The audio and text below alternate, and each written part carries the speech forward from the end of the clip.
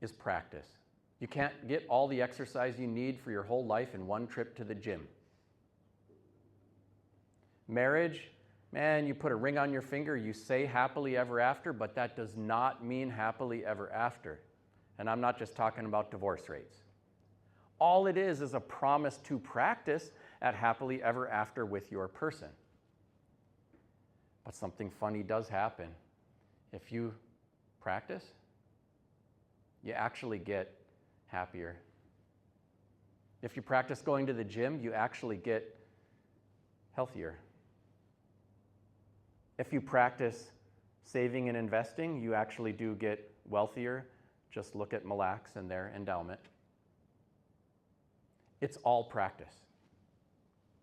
And in many ways, the project-based things and initiatives, as much as anything, provide us with an opportunity to practice at relational health, to practice at contributing to community-based actualization, not just our individual pursuits.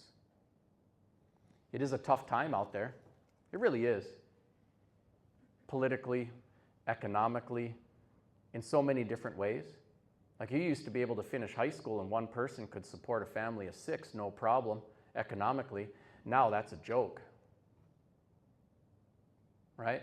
Most kids, call them kids, under 30, live some of that time with their parents. The economic systems are squeezing people differently with debt and all kinds of things. And so we have to think not just in terms of transactions and extractions, but in terms of contributions. And I think we can get some really different results. To be hopeful in bad times is based on the fact that human history is not only of cruelty, but also of compassion, sacrifice, courage, and kindness. If we see only the worst, it destroys our capacity to do something. But if we remember those times and places where people have behaved magnificently, this gives us the energy to act. And if we do act in however small a way, we don't have to wait for some grand utopian future. The future is an infinite succession of presents. And to live now, as we believe humans should live, in defiance of all that is bad around us, is itself a marvelous victory. There's Lila Watson. If you've come to help me, you're wasting your time, but if you've come because your liberation is tied up with mine, then let us work together. And I'll leave you with one final bit. The definition of success is not a native person who's so good at the whiteness,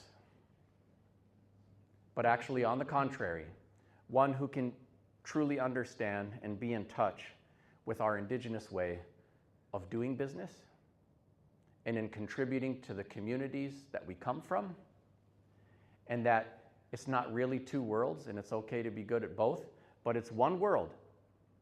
And we don't have to code switch to make it out there. We don't have to maintain a dual consciousness. People from other cultures don't give theirs up to come work in our communities. We don't have to give ours up. Whatever we decide to do in our lives, we can be exactly who we are, exactly who the Creator wanted us to be, and thrive.